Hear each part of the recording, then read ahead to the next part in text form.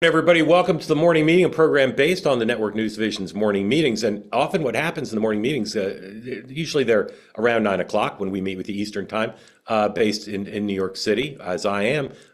News often breaks around 9 o'clock because stuff happens in the morning and flows right into the start of the workday. We're working on trying to break a little story right now. So if I appear distracted to you, it's because I am. I'm watching my inbox to get a second source. In any event, we'll have our normal format along with the disruption of breaking news. And to talk a lot about Venezuela, but oh so much more with our two guest hosts today. Couldn't be happier to have Kevin Walling back. Kevin, going to unmute you because you muted yourself. And Eric Erickson is here for the first time. You know, a lot of times people say to you, oh, you got to watch this TV show. I love it. It's a Swedish procedural drama. It's so good. 2 seasons, 17 episodes. You got to watch it. And you always think, whatever. A lot of times people will recommend a Substack to you, and you'll think, I read enough Substacks. If you don't get Eric Erickson's Substack, you should. It's brilliant. Eric is fearless and smart and well connected, and it's essential reading every day, as well as listen to Eric's show 12 to 3 Eastern. Carve out 3 more hours of your day and listen to the entire show every day. EricEricksonShow.com. Eric, so happy New Year to you. Very grateful to you for being here. Excited to have you here. All right, so I'll continue to check my messages for breaking news. Damn. Just missed a call from someone who could have confirmed the story. In any event, stand by for that. We're going to run through, as we normally do, the day book. Then the 3 of us will chat a little bit about the news of the day, including a lot about Venezuela, but also about what's going on with Congress and the president. And then, as always, if you're here on the two-way platform, we'd love your questions. Raise your hand if you're here. You want to be part of the conversation, an opportunity to ask Eric a question, Kevin a question. You guys know each other? This is the first time. Yeah, well, we know of each other. Yeah, it's an opportunity, literally of a lifetime, because they've never been on together anywhere. So, and most programs they don't get a chance to ask them questions. So please, long-time listener, first-time caller with Eric. Feel free to raise your hand, and you'll get in the conversation. If you're watching on X or on YouTube, don't put smack in the chat. When we announced Eric was going to be on, I saw some lovely comments. I also saw, Eric, the kind of comments you're used to getting, just denigrating your physicality, the power of your brain, your views on things. Just extraordinary what people will write. I realized my wife was on here with me. Yeah. Well, I tried to block her, but we're an open forum. In any event, even if you're Stephen Miller, please, no smack in the chat. Stephen's just smacking around on CNN twice yesterday after they seemed to bar him. All of a sudden, they went from barring him to Katie barred the door. How's that? All right, here we go. The day book, and then I know I owe you a word from a sponsor, which I'll get to in a second. The president in the next hour is supposed to be at the Trump Kennedy Center to speak to the House Republicans, and the news we're trying to break involves House Republicans, so this could be interesting. 10 o'clock, he's supposed to speak to them, covered by the travel pool. It'll be part politics. I'm sure there'll be a lot of victory lapping on Venezuela. And then 2:30, he's participating in a closed press policy meeting. They announced a similar event yesterday. This seems like a new thing in the new year. They just announced these policy meetings of unknown topics. Don't know where the vice president is today or what he's doing. House Republicans, as I said, are at their day-long retreat at the Kennedy Center, or maybe we like to call it an off-site, not a retreat. They did away with the word retreat for obvious reasons. House Democrats, congressional Democrats, spending a lot of their day talking about the 5th anniversary of January 6th. So you have Hakeem Jeffries with a 10 o'clock press conference with Benny Thompson and other Democrats talking about that. The Democrats at 5 o'clock Eastern gathering on the Senate steps to talk about the anniversary and those lives that were lost. There's a march from those who were recently pardoned to commemorate the death of Ashley Babbitt from the Ellipse to the Capitol. As far as we know, they don't plan to storm the Capitol when they get there. Just maybe stop at the bus stop there. House is doing a bunch of other small things. Jared Witkoff and Jared Kushner and Steve Witkoff have been in Paris at meetings for a couple hours. Zelensky is also there to talk about security guarantees, and there's a big juxtaposition. A lot of optimistic talk by those in attendance and claims to Reuters and others that there's been advances on security guarantees, which is, along with the ceding of land, is one of the two big sticking points. Zelensky himself last night extremely pessimistic about the talks amid really a growing sense. We'll talk about this, that Putin is just not going to agree to anything, and that all of this is a big waste of time because they're trying to build a deal, and this guy won't take any deal of any sort. All right, so we're going to talk about stuff. I'm going to kick it over to my colleagues in a minute on Venezuela and pretend to listen while I actually do some reporting, but you all can listen to what they have to say. But before, a quick word from one of our sponsors. I'm just so disorganized this morning because of this news. Anyway, quick word from the folks at lean.com. They were a sponsor last year. They're back. Grateful to have them. Entire site is 20% off. Go to takelean.com. Avoid fad diets, the weight loss, weight cycling, losing and gaining weight. No way to run a railroad or to be physically fit. So rather than losing 10 pounds and then gaining it back, this is a consistent way to lose weight. Most people need some sort of help. This was created, lean products, by doctors. It's an oral supplement, not an injection. I continue to be down on the injections. Some of you love them and swear by them, but I'll show you photos. I'll sneak some photos of people I know who do injections, and you'll see what their faces look like. And you'll say to me, Mark, what has happened to those people? And I'll say they thought they could lose weight through injections in a safe way. The science behind lean: it helps you maintain healthy blood sugar, control appetite and cravings, and helps burn fat by converting it to energy. Again, 20% off the entire site. Use the promo code 2WMM. 2WMM, two-way morning meeting, at takelean.com. Again, 2WMM at takelean.com. Get 20% off the whole site. All right, we always try to be forward-looking here. A million things happened yesterday related to Venezuela. But guys, let's talk forward-looking. Kevin, what's going well right now? Leaving aside whether you agree with the president on anything, including this, from their point of view, if you were White House communications director, what's going well operationally, message-wise, et cetera, right now for them? Yeah, I think it's a good question, Mark. I think what the administration continues to highlight is the incredible success of the operation, right? Putting the chairman of the Joint Chiefs front and center on that. Obviously, there was a briefing for leading senators yesterday with Pam Bondi, Secretary Hegseth, Rubio. So again, focusing on the operational nature of the incredibly successful incursion into Caracas is certainly part of it. I think, too, what we're seeing with some of the more recent polling, and it's more snap polling since Saturday's operation, is that a majority of Republicans are sticking with the president when it comes to this operation and taking out Maduro, right? It's got about 33% approval overall in terms of the operation based on this latest Reuters poll.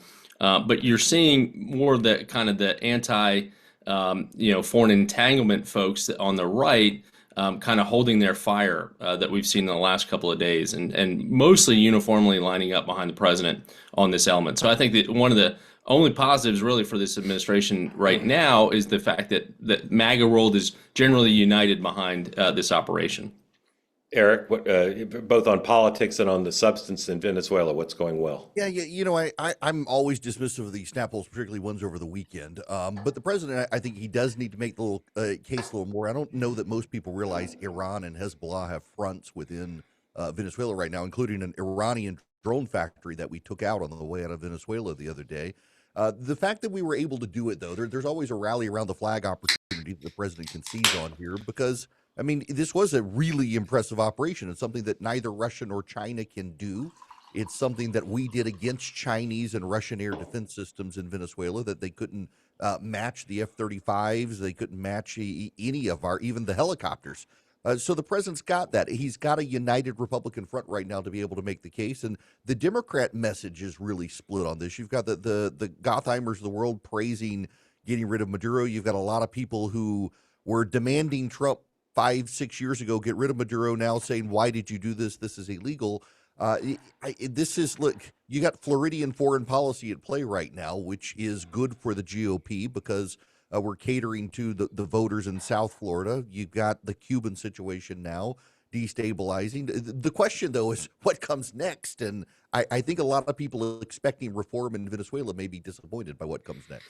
So, well, let's talk about that, because I don't think the president's ever going to put serious military on the ground. I think he wants to threaten. He can use the Navy to blockade. He can threaten them with arrest.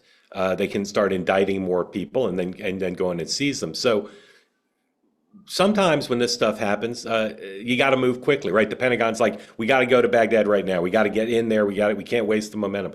It seems to me one thing, I'll just put this out for your consideration. One thing that's going well is this is all place and time of the choosing of Stephen Miller and Marco Rubio and the president. They don't have to rush. The ships are there. That seems to me, I'd put this up for consideration. That seems to me to be one thing that's going well. If the goal of to run the country through mafia-like threats by the U.S. Navy, do what we say, or we're going to ruin your economy. It seems like the time is on the side of the United States, except for the fact that it's costing the taxpayers money. Am I right that is a positive thing for the plan that they seem to have? Eric. Yeah, I think so. I mean, there's literally nothing Venezuela can do. And for that matter, there's not a lot Cuba can do, which is the second domino here for Western Hemisphere control is dealing with them. And their oil is now gone. We had 3 ships yesterday try to run the embargo. All 3 were caught, showing the dynamism of the American Navy being able to handle 3 major oil tankers at one time going in different directions. The coordination of the American military and intelligence is hands down better than anything any other nation has. So, yeah, I mean, they got time on their hands. Where is the Venezuelan government going to go? Nowhere. Yeah. And Kevin, there's some reports that they're using the secret police and the military to stifle dissent. But again, you could imagine a parallel universe where there'd be rioting in the streets and chaos and fighting between different factions. The fact that there isn't, again, just seems to me to be a positive, and not by accident, because they left in power people who can suppress dissent. So do you agree that this is a positive? Yeah, Mark. Well, and certainly there's been reporting that, there's obviously assessments coming out of this. Do they take out the entire regime? Obviously, they opted to keep, the vice president in place, this Delcy Rodriguez, who was sworn in on Monday, who'd been in office for the last 8 years. Her brother is the head of the National Assembly. And to your point earlier, Mark, it seems like bullying and threatening is somewhat working. She, when we took Maduro, her statement was, there's one president, it's Maduro still. And then just the next day, after Donald Trump said, "Well, we'll go after you too," you saw her change her tune a little bit with regards to the geopolitical nature of this element. I wonder, Eric, you bring up such an important point, and I wonder why the administration isn't talking more about the axis of evil when it comes to Iran, China, Russia. I'd be emphasizing that a lot more, and you really, obviously they're talking about the oil element of this, but I'd be talking about these 3 countries are making inroads in our neighborhood, and this is why we took action. I wonder why they're not doing that as much. That's the thing that flummoxes me about this administration and its messaging. And I get it's Trump and fly by the seat of his pants, but for people who don't know, not only has China been going into South America and taking over mines, giving loans they knew couldn't be paid back so they can take over mineral wealth in South America, but Iran and Hezbollah both do have land. There's an island in Venezuela. When I was back in my day in college, guys fantasized about going to this island because it was essentially golf hookers and cocaine, called Margarita Island, and you had all. This is still Eric. This is still a family show in the morning. You got to be careful. I know. And the Maxim magazine and the like would do these stories on this island in Venezuela, where I actually know some people who went for golf, and now it's an actual Hezbollah training facility.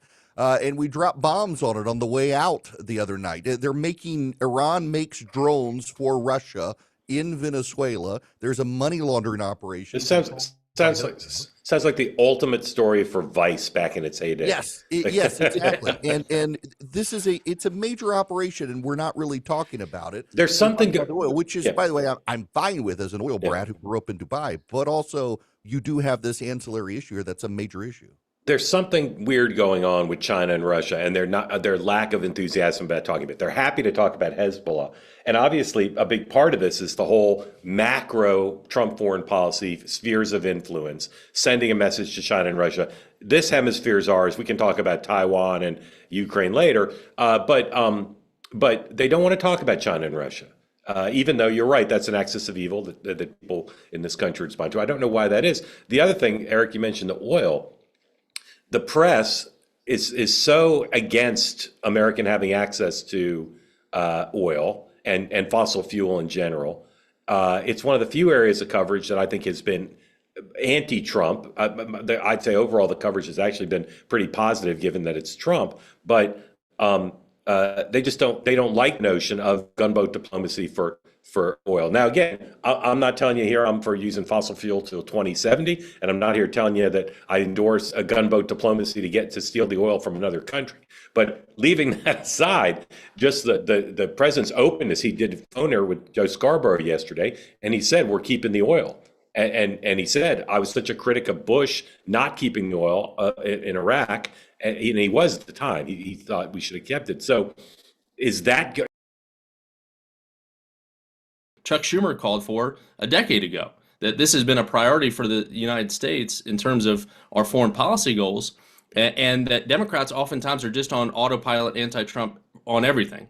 And we've got to thread the needle a little better when it comes to this and be a little bit more agile when it comes to saying this is a good thing, but to Eric's point, what's next? What comes after this? That's the real question. Real quick, Kevin, the implication for the Democrats, the Hispanic vote on this one is something that I don't think has gotten a lot of conversation out there in the media, but it does seem that you've had this shift towards the right, then with the overplay of immigration, a little bit of a shift back to the left. And I do wonder your concerns for the Democrats playing the way a lot of them are playing and how this affects the Hispanic vote, particularly the South American people who have fled from South America to the U.S. who don't like regimes like Maduro.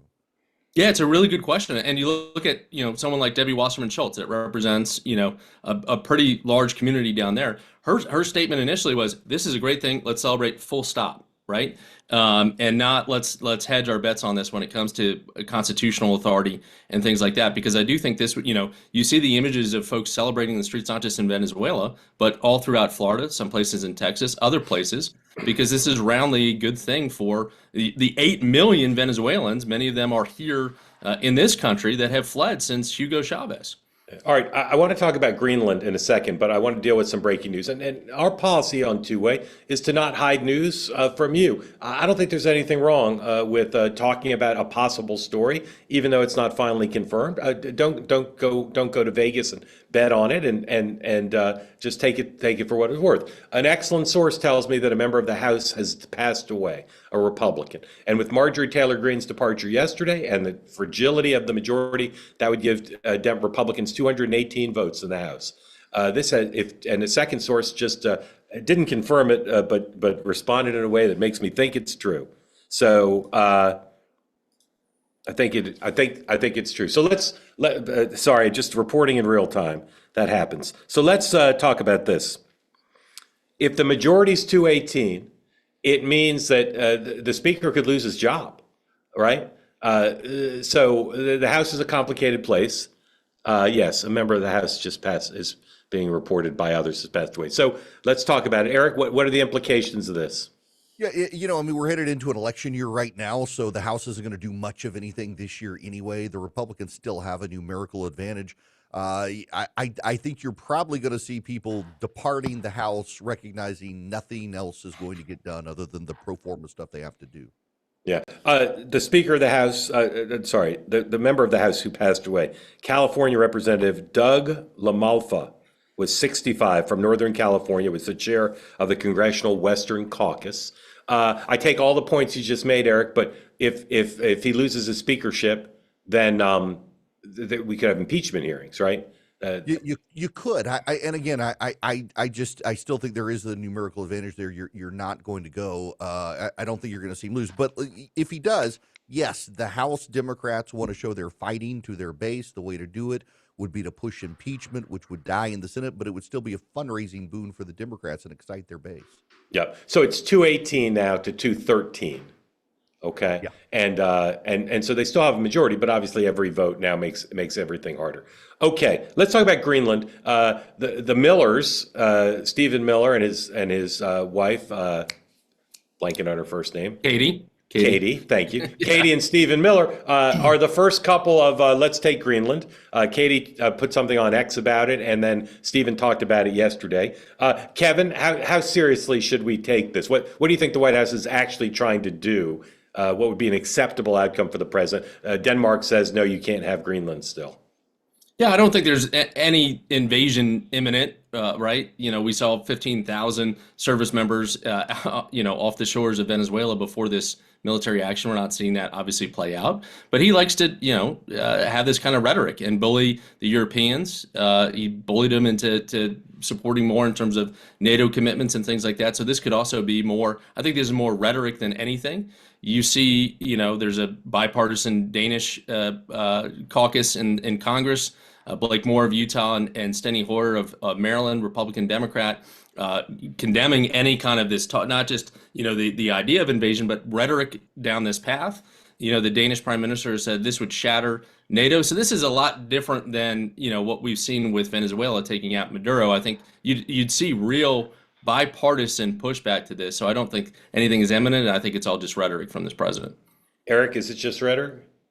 Yes, it is. But I realize you're family friendly here, Mark, and so am I. But I'm doing my show note that comes out to what I'm going to talk about on my show. And if you'll forgive me for saying it on the show if it offends people, I'm referring to this. I'm coining the term today of dickhead diplomacy. And I gotta say that this offends me as an American to have bad guys look at themselves in the mirror and they don't call themselves bad guys. They think they're good. When you have Stephen Miller, who is a substantive policy person in the White House, going on television, bullying not only an ally, but a better ally of ours in Europe than Germany, France, and the UK. The Danes have been very good. I'm sorry, but you don't have to be a jerk to these people. You want an upgraded military facility in Greenland? Go talk to the Danes about upgrading the military facility. This performative bluster that they're engaging in, I think, undermines them with allies and actually does make groups like the Danes, who have been really good partners of ours, less likely to want to help us in what actually is a very good strategic need of ours. We do need to build up what we've got in Greenland, and the level of engagement and diplomacy the White House is engaging in here undermines the president's core need, which is a substance. It's like, don't get me started on the National Links Trust in D.C. Same thing. You're just railroading through everybody when actually you could get what you want and take ownership interest from other people if you just weren't such a jerk. Yeah, dickhead diplomacy, named after Richard Burton, by the way, the famous actor, just in case anybody's wondering where Eric got that from. Speaking of great partners, Polymarket's partnering with us again this year. Glad to continue to be partnered with them. And here's, we're going to Polymarket this question. Will Donald Trump acquire Greenland before 2027? Go ahead and put that up. Polymarket traders currently put the odds at 11%. That by the end of next year, or by the end of this year, the U.S. will acquire Greenland. That's up a little bit in the last few days as the president's talked about this, but still only 11%. There you see the graph for those of you not listening to the podcast but watching us on YouTube or elsewhere. Up to 11%, but still pretty low. I think the president's going to get something out of this. It may be dickhead diplomacy for some, but I think he's going to get more mineral rights, more base rights, and a greater cultural connection, and probably a Trump hotel, let's be honest, in 2029. Yeah, I mean, the Danes, I'm being honest, the Danes have done a crappy job with economic development and military fortification. And even though the president doesn't want to talk about China and Russia much regarding this hemisphere, that's what this is about. Yes. It's about being a bulwark against their influence in this hemisphere. All right. Ukraine peace deal. As I said, everybody's meeting in Paris today. Jared Kushner and Steve Witkoff have better things to do than lost causes, so they at least think there's something to it. There's a report today. Here's the Reuters headline: Ukraine's allies meet with aim to make security pledges concrete. There's even talk again of some American military involvement that goes beyond intelligence and weaponry, but American forces. I'm still skeptical that would ever be agreed to. So here's Zelensky's post on X from earlier today. These talks are meant to deliver more protection and strength for Ukraine. We are counting on our partners' support and on steps that can guarantee real security for our people. Thank you for everyone who stands with Ukraine. Kevin, what I'm hearing from people in the national security community is they have to do this, they have to see it through, but that every indication now is that Putin is not going to agree to anything, and that this is dead. So what happens? Let's just, again, we'll try to be forward-looking. If they determine Putin can't make a deal, won't make a deal, does the president walk away? from I think Ukraine? yeah, I think he does. We're coming up on 4 years of this invasion of Ukraine by the Russians. They've danced around quite a bit. Obviously, Zelensky was at Mar-a-Lago this past weekend, had a press conference, said we're very close. He talked to Putin, but that's the whole ball game, as you said, Mark, at the outset. What is Putin going to agree to? He's already said, not just American forces or boots on the ground in Ukraine with security guarantees, but any kind of foreign troop in Ukraine is a non-starter for the Russians. They want to take more land that they've not even captured at this point when it comes to Donbass. And that's a non-starter for Zelensky. So, again, I think, the president likes to set these expectations out there, especially in these press conferences and things like that, obviously beyond what, happened in Alaska. But I don't think they're anywhere closer to a deal than they were last year. When we talked about this right before the end of the year. So, again, you've got this coalition of the willing with France and ironing out these security guarantees today. But I doubt anything is going to really come down to it because Putin is not on board with anything. Eric, if the president stops doing military aid, additional sanctions are still possible. Where do you think they'll head if Putin, it's clear Putin won't make a deal? I mean, we've just taken the greatest oil reserves on planet Earth. We can leverage that against the Russians, which it seems like we're probably going to. There are some chess moves that are happening behind the scenes here related to that, I think. So, yeah, I think the president probably does walk more away from Ukraine, but also allows NATO to keep buying weapons. You just had the Poles, the Czechs, and several other Eastern European countries that Trump likes step up and offer money to buy more weapons to give to Ukraine. So the president wants to make a deal, and he's going to profit our weapons industry off of this, even if we publicly, I think, step back. It seems like, and this is, and again, I don't have the insider information here on this one. Mark, you might, but it seems like he's given Rubio the Western Hemisphere so that Vance can scratch his itch on getting out of Ukraine. But we're too entangled with the European partners, whether we want to be or not, to completely walk away. Yeah. So here's let's polymarket this as well. Will there be a ceasefire by the end of this year? Polymarket bettors pretty bullish on the prospect of a ceasefire by the end of the year, compared to I think where a lot of people in the Trump administration are, and where Zelensky seems to be. Sorry, that's the wrong one. That's the Greenland. Put up the right one. 45% chance be a ceasefire by the end of the year, according to Polymarket bettors. You can bet on anything on Polymarket, and politics is one of them, and international relations. 45%. They've been around 50%. You still have the Greenland up, guys. It's been around 50% for quite some time, toggling a little bit back and forth above 50. There you see it there. 45% now. We shall see, but I'll be curious to see if Putin reacts to this and how much longer Jared Kushner will give up hanging out at home in Miami with his kids and working on business deals to butt his head against the wall. All right, Governor Walz announced he wasn't running for election. We still don't know if Klobuchar's going to run, but it looks like she may well. There's some punditry and commentary about again, raising the question of the judgment of Kamala Harris for picking this guy. And we talked about this on Two Way Tonight last night, which is how could the press have not talked more about this story in the context of Walz being picked? Eric, going forward, what are the what's an implication you see of Walz not running for national politics, if any? I do think it comes back to Kamala Harris's bid in 2028. Behind the scenes, Democrats are going to have to second guess her political acumen. If that's her first big pick and she made it the big deal that this was going to be her pick and go with her gut.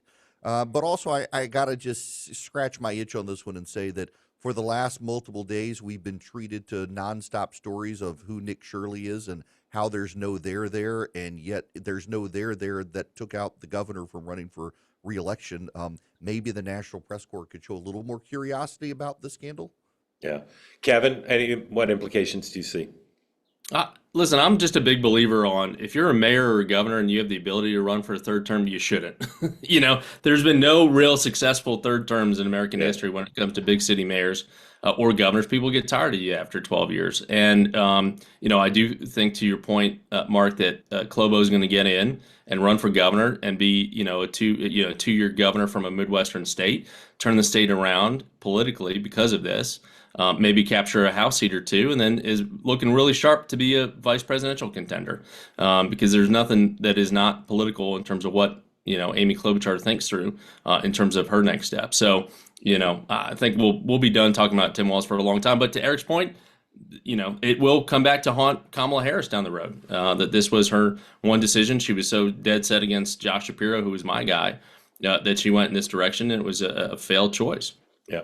All right, a couple more topics to get to, and then to your questions. If you're here on the platform, would like to be involved in any of these topics or topic of your choosing, please raise your hand. And if you've never raised your hand before, today would be a good day to do it. Healthcare, the premiums have expired. People are starting to see the premium. Healthcare subsidies have expired. People are starting to see the premium increases. They're incredible. I don't know how many of you two guys know people who've already seen this, but massive premium increases. House Republicans meeting today at the Kennedy Center, Trump Kennedy Center, trying to figure out what to do about it. The president still hasn't weighed in. The bipartisan Senate group, a gang in formation that includes, amongst others, Jeanne Shaheen, who was on Fox News this morning.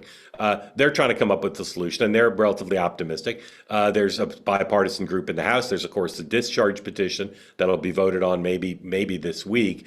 And even though people continue to say this is a totally separate issue from the appropriations bills, I continue to believe that they're going to have to be commingled in some way, even if it's just in terms of a deal, even if they're not put in the same legislative vehicle. So, Kevin, are you bullish or bearish on there being a deal on subsidies this month, and why? I'm bullish to your very point. I don't think there's any real interest to have, and this may have been the reality before Venezuela, any additional government shutdown in 24 days at the end of the month, and that healthcare will be part of this. Again, there's a procedural vote with that bipartisan group in the House on tomorrow, and then final passage most likely on Thursday, potentially, in terms of that 3-year extension. Thune has said it's dead on arrival in the Senate. So I mean, that's going to be the real battle, is between the Senate and the House when it comes to this extension. You've got Bernie Moreno and Jeanne Shaheen trying to work out this deal on the sidelines with a gang of, the willing, potentially. So are you bullish or are you bearish? I'm confused. Well, I think it's going to happen. So I'm bullish about it. And what's the path? How's it going to happen? That it's going to be, there's going to be concessions on both sides, and Democrats are going to have to give up, shutting down the government again in order to make it happen. Because there's a lot of things on the table right now. You're seeing some bipartisanship when it comes to, Hakeem Jeffries and Speaker Johnson supporting the minibus that's going through when it comes to Interior, Commerce, Justice, and the appropriations process. So there is a willingness to get this stuff done, and there is a path that we've seen. Obviously, they're not tackling the more thornier government issues when it comes to funding. But there's enough on the table, I think, and enough concessions to be had to make this work. Eric, how do they what's the most likely deal on healthcare? How do they finesse abortion? How do they finesse the length of the subsidy extension? I mean, with the news today now of an even smaller House majority, it's going to be hard to get anything through. Republicans, if they compromise on abortion, it's going to hurt them with their base and suppress turnout. You've got the midterms coming. My thinking is that they're going to come up with a very bad deal because both sides want to kick the can down the road further. So it'll be a bad deal that blows the caps off the budget. The national debt will go up. They will give lip service to solving it later, and they'll get onto the midterm. So they'll get something that no one will like, and it'll just spend a whole lot of money throwing money at a problem they don't want to fix. I think that everybody wants a deal, but I still don't see how they finesse both abortion the House Freedom and the House. Yeah, the abortion issue is going to be the tough one. It's very complicated. All right, last thing. So when Mamdani was on a glide path to being the mayor of New York City, everybody said the president wants him to win. The congressional Republicans want him to win because he'd be the face of the Democratic Party. Then he meets with the president and they have a love fest, and everybody kind of confused about what that would mean. But they said, well, they can still use him as a poster child. Now, I know there's a lot of other news, particularly Venezuela, but I'm here in New York City. I see it every day. This guy is doing all the things that Republicans dreamed about. He's hiring radicals for his government. He's doing policy stuff that's extremely left wing. You may agree with it, but it's the very stuff Republicans had hoped for. And yet it doesn't seem to be part of the national conversation. It's not even that big a story in New York. Even the New York Post and the New York Times they're covering it, but it's not explosive. So what happened? Why did it go from he was going to be the face of the Democratic Party to so far not that big a deal? Eric. I think you got to let it play out a little more. get a little further into this, but also, I've talked to a number of Republican consultants who were kind of banging their head against the wall on the idea of making him the face of the Democratic Party because they're thinking this is going to be an election about Trump, not Mamdani, and you're going to have local politics. And the people in Iowa or the people here in Georgia, they're not really scared of Mamdani. He's a life lesson in what you don't do. And maybe you can prop up some Democrats in races around the country and say he'd be the Mamdani. But I think most Republican consultants all along have thought it was a bad idea to try to make him the face of the Democratic Party when he's the mayor of a city. Kevin? Yeah, he's not the boogeyman that everyone was worried about. I think from a national perspective, he's not the Nancy Pelosi. Run those ads in every single House district against the Democrats. But to Eric's point, we've got to give it time. Obviously, Venezuela has knocked off any kind of he was sworn in on January 1st at midnight, has knocked off any kind of coverage of what he's going to do. And now's the hard part, right? This is the prose part. This is the poetry part of what he's got to do. And now he's got to deliver on affordability and things like that. And some of these appointments too. I'm just like, we'll see what happens. They brought an anti-Israel socialist to New York City. They made one of them mayor, and then they put the other guy in prison. And then the there's guy, executive orders too that are just. I don't know. I didn't quite get that line right. There's a guy in New York. There's a socialist, an anti-Israel socialist in New York City who's dominating the news, and his name is Maduro. How about that? That's really what I meant to say. All right, a quick word from another sponsor, and then to your questions. Again, if you're here on the platform, want to be in the conversation, please raise your hand. Very glad to say that Cozy Earth is back as a sponsor. I wore my Cozy Earth pants all vacation. I wore them to the beach, and then I wore them. I'll mention the brand. I wore them to brunch at the Four Seasons, and no one said, Mark, why are you wearing your Cozy Earth pants here at the fancy Four Seasons? You just wore them on the beach. No one was the wiser. Cozy Earth products available, 20% off now, including the pants. CozyEarth.com, promo code 2WMM. That extends to the sheets, the bamboo sheets, the bubble cuddle blanket, all of the different pants that I love so much. Give the gift of luxury this year. Buy some for yourself.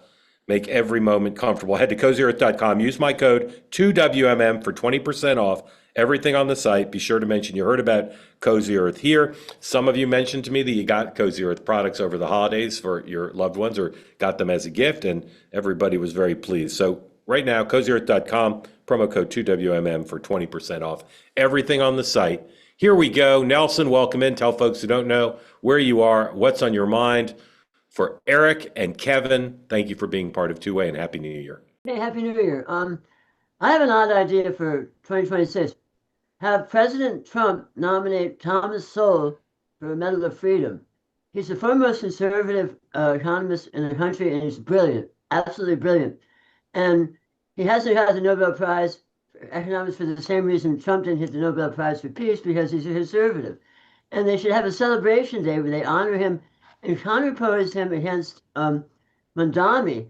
He understands that everything that Mamdani is doing is counterproductive. He became a conservative when he was working for a government agency where he figured out minimum wage laws hurt poor people. And he also understands that rent control laws hurt people. Mamdani is now, yesterday was walking around showing all these dilapidated apartments. They're dilapidated because they were rent controlled. So that's my idea. Celebrate Mr. So he's 95 years old, and make it a whole day, and invite Mamdani to debate him and put enough money on the plate so that Mamdani can get incentivized to do it. That's my suggestion. So Nelson, you are singing a song I have been singing for a while. Amen. Yeah, it's an interesting idea, Nelson, but I Googled while you were talking, and I see that Mr. Sowell has criticized Donald Trump, said he lacks character and knowledge and doesn't like the tariffs. So that's why it's not going to happen. Makes it less likely, but I do take your point. Thank you, Nelson.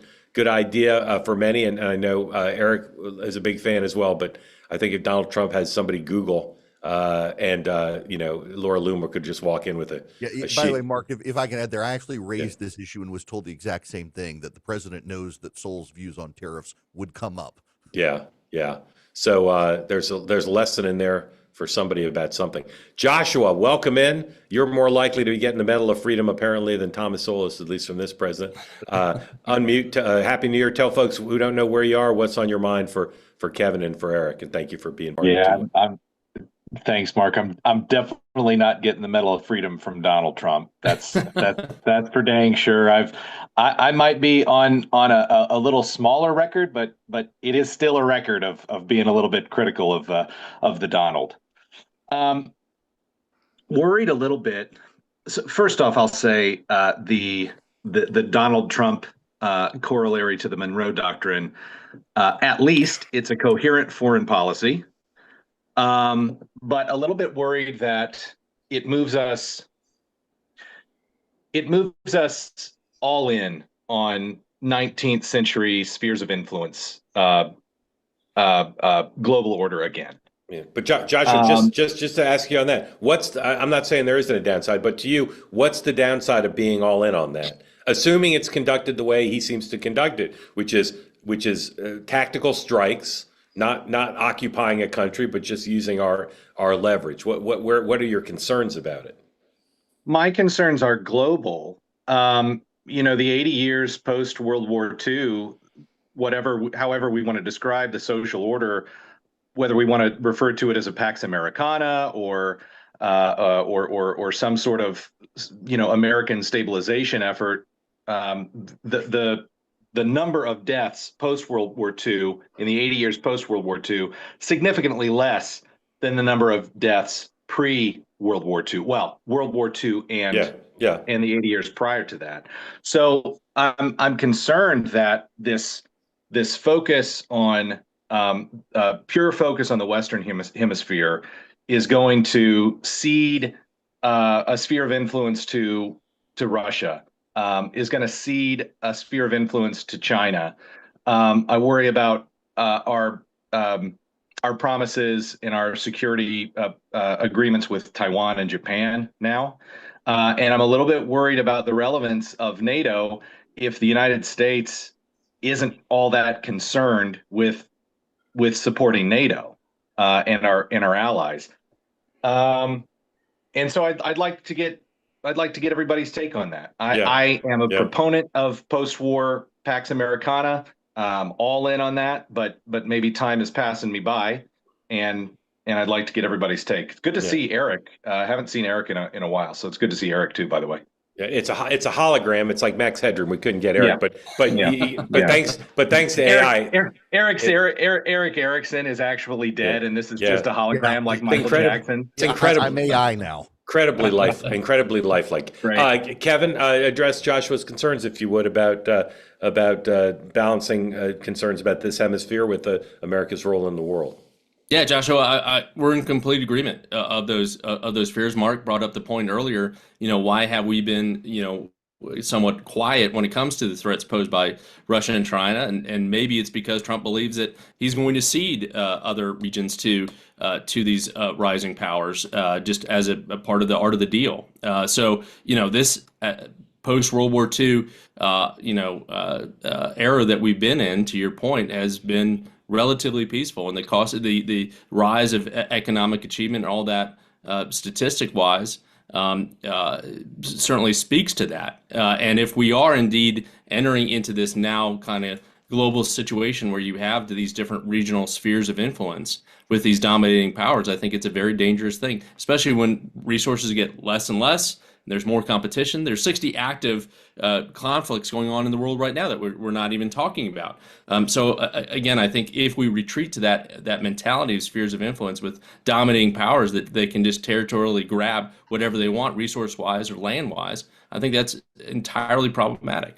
How many conflicts did you say, Kevin? 60 active conflicts. 60? How many of those do involve Laura Loomer? Just kidding. It all depends on who's paying her off this morning. Eric, thoughts? Yeah, so I actually think that there is a prevailing line of thinking behind the scenes in the Trump administration that we're a nation in decline. We got $39 trillion in debt. We can't get anything done. We can't build ships, so we have to mitigate it. And I think they're playing they are trying to go back to the 19th century. Essentially, they looked at what the British Empire did in decline and said, that's what we've got to do, or we've got to start playing off people focused on our own interests. And it sounds smart, except we still, like we've seen in the bombing of Iran, in our weapons in Ukraine, in what happened in Venezuela, we're still the dominant party. So decline is a choice, I think, the thinking within the White House is made to act as if we're a nation in decline and have to retreat to the Western Hemisphere, which is a dangerous game to play. It's going to put future administrations in a worse spot. And I really do think that we still have the ability to lead and to deal with China and Russia at the same time, and they don't want to. Yeah. So do you think it's a Go ahead, Joshua. well, Eric? Do you think it's a political choice then? So it's a messaging choice to act domestically like we're in a nation in decline, for political leverage with No, so within look, the I various don't think they're MAGA ever going to movements, maybe? say it, and I don't think they can. But I think they believe we are, and so they're actually doing what they think is in the best interest of the country from their vantage point. I just disagree with them. Yeah, I'm a big believer in thinking about the alternatives. Okay, so the challenge for every president since the Bushes has been leverage over China and Russia, and over Bibi, honestly, and no president's been able to do it. As powerful as the United States is, as powerful as the presidents have been, and I think one of the things Trump came back in after this interregnum of time to think about it. One of the things he said is, you got to shake up the chessboard. You can't keep doing the same thing and expecting we're going to get leverage over China and Russia.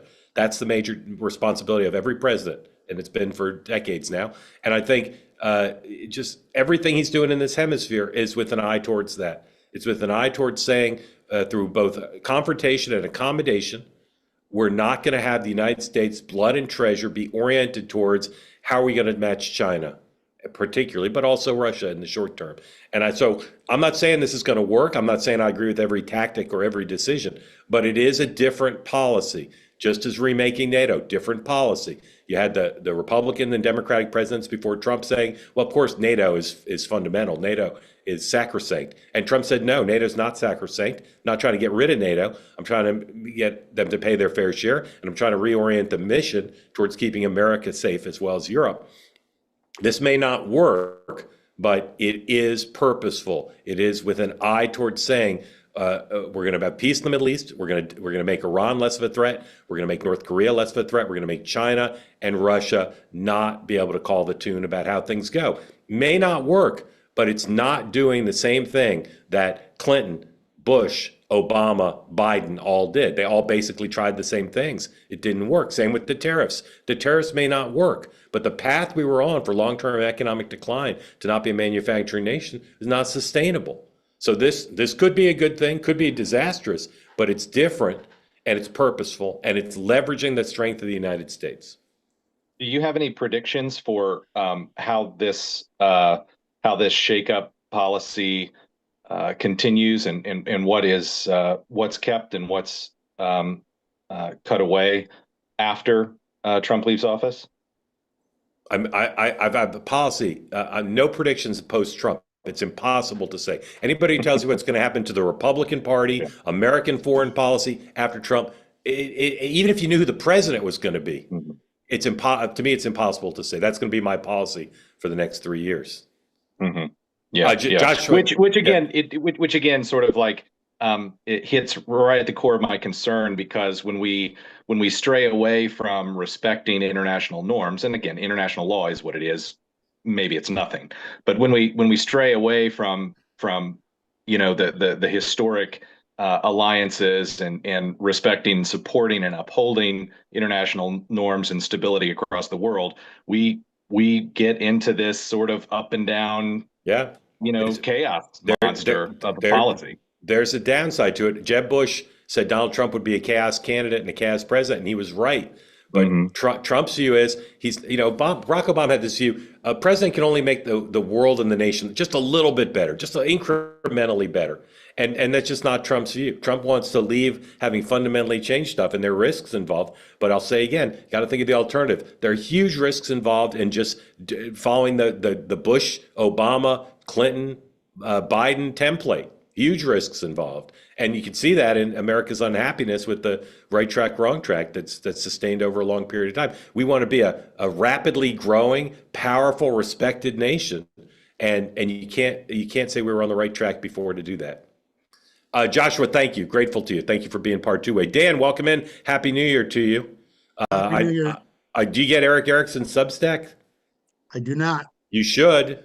You should. I It's will. I'll take one a of the look at it. one of Better the best salesman out for there. me than I am, Mark. One of the best out there. It's so good. Dan, welcome. Happy New Year. Tell us what's on your mind for Kevin and for Eric, please. Happy New Year, guys. I'm just wondering, assuming if the Democrats taking control of Congress later this year and get the presidency in 2028, what institutional and legal changes can be made to prevent January 6th from happening again?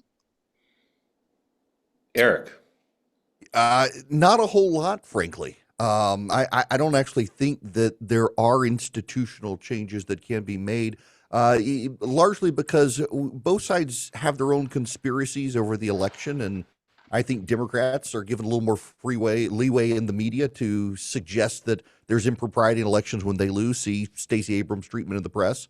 I don't think either side really has interest in fixing those institutional guards. Where you probably are going to get some buy-in is more restraints on presidential power. But I will say, when I listen to the rhetoric of Democrats right now complaining about the stuff Donald Trump is doing, it sounds more like they don't like that he's doing it, not that they want the president to not have that power. So I don't think you're going to see those. Plus, you're going to have a filibuster in the Senate blocking any of those reforms anyway. Kevin, anything that could be done? Yeah, I mean, you saw some activity, a few Congresses passed with, reforming the Electoral Vote Count Act and things like that to make sure that there's some more structure around the role of the vice president, coming out of what Mike Pence did. So I think that's already, come to fruition, signed by President Biden. I do think, this is decades long of Article 1 ceding all of its power to Article 2, and a commander-in-chief that has just amassed so much executive authority and power when it comes to executive orders, war-making powers, what have you. And there really is no appetite for Article 1 in Congress to reassert itself. It pops up when we see things like Venezuela, right? Or when we saw things with Syria under Barack Obama. But for the vast majority of our time that we've seen with Congress, there's no appetite to really do anything because they don't want to take the hard votes. And they're happy to just cede all this ground to an imperial president. Dan, thank you. Grateful to you for being part of Two-Way. Thank you.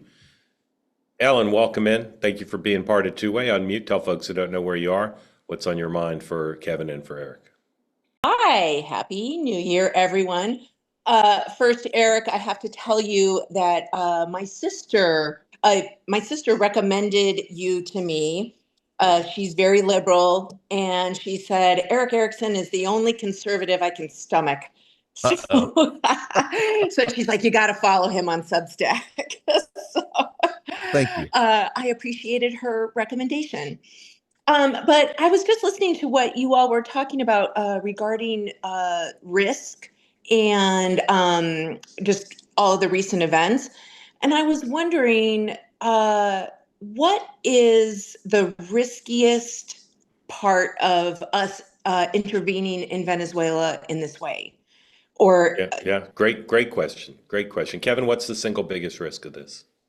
I think it's a great question, Alan. Some of the unintended consequences of what Russia and China's reaction will be because of this. And do we, to Joshua's point earlier, cede them ground when it comes to spheres of influence? Does this give, some semblance of moral cover for Xi Jinping? All indications are he wants Taiwan by 2027. Does this give the Chinese some more leverage on the world stage if we're going in and just taking out the head of a government? They obviously view the Taiwan question as a domestic question, not even an international question, because of what they view Taiwan to the homeland of China to be. So that's I think my fear is the geopolitical nature of this. Or does it also, to maybe Trump's point, give them pause when they see how effective this operation was, when they see how effectively we destroyed their anti-air systems and things like that, and caused a blackout in Caracas to do this. Does it give them pause militarily? I don't know, but again, that's my fear with any of this. Does it give the CCP cover? Eric. Yeah, I actually think the biggest risk is the political risk of nothing actually changing in Venezuela. That maybe we get the oil, but the regime stays. There have been people dancing in the streets in South Florida, New York, and Los Angeles over we get to go home now because Maduro is gone. You can't go home now when the Chavistas are still in charge of the country and they don't want you Right. coming back. So suddenly people start wondering, is there going to be any more from the Trump administration other than just we've changed the leader? It's still the same party, but we get the Mhm. oil. Is there anything in particular we should be keeping our eye on as to us leading into a certain direction of this whole situation becoming more concerning, or is it just unknowable? I would keep an eye on Cuba next, not Mhm. overthrowing the regime, but do we block further Cuban assets from Venezuela? The Cubans aren't very good at much other than their intelligence apparatus is incredibly good, particularly in Central and South America. We took out over 30 Cubans who were protecting Maduro, Yeah. so that they were protecting him to get the oil. If we can further destabilize them, that then further destabilizes other socialist regimes in South America as well, including the new Colombian president. Yeah. Alan, thank you. Very grateful Thanks. to you. Thank you so much. A few things about the House in the wake of the death of Congressman. First of all, very beloved gentleman who passed away, Congressman LaMalfa. I confess, I've heard of him. I've never met him. Didn't recognize how beloved he was. The statements that are coming out from his colleagues are quite heartfelt, and all of us have read statements like that over the years. These are truly heartfelt statements. In addition, Representative Jim Baird, 80-year-old House Republican from Indiana, is in the hospital after a car crash. So 218 is their number. Now, the Democrats only have 213. That means they can only lose two on any vote now, which is a slim margin. But losing the majority requires not just Republicans dropping below 218, because we're dealing with vacancies here. Democrats would have to actually pass them numerically. I haven't yet lined up all the specials that are coming up, but I'm telling you, we're one or two House departures away, given what I recall of the schedule for the specials coming up, to being a real possibility that Democrats have the majority. So it's not a prediction. It's not determined that will happen, but it really could happen. And at a minimum, even though Eric correctly pointed out, there are not a lot of huge House votes coming up. But for instance, House Republicans want to maybe do reconciliation on some things. Very hard to do with this lack of margin of error because you've got one or two who are just recalcitrant in almost anything. In any event, Thomas Massey, for instance, the gentleman from Kentucky. Coming up today, 2-8 tonight, special time, 4 o'clock, live on the platform. We'll have all the latest news. So join me at 4 o'clock today, live on the platform for 2-8 tonight. Regular time on YouTube and X at 6 o'clock. But 4 o'clock, I'll send you a reminder from my Substack. But 4 o'clock today. Moynihan Report also recording early. Michael will be joined by Daniel DiMartino. If you haven't seen Daniel in the last couple of days, he's at the Manhattan Institute, a great expert on Venezuela. So join Michael at 6 o'clock Eastern, again, air on YouTube at 7. Tomorrow, we do not have Kevin and Eric back, although I hope they'll both come back soon. Who we do have tomorrow is Matt Gorman and Jaime Moore, who are back here tomorrow to guest co-host with me on the morning meeting in 23 hours from now. And grateful again to both Eric and to Kevin. Again, I'll say, if you don't get Eric's Substack, you're making a huge error. You should do that, and you can listen to him every day, 12 to 3 Eastern on the Eric Erickson Show. Kevin, anything you want to plug? Family vacation, Instagram photos, anything?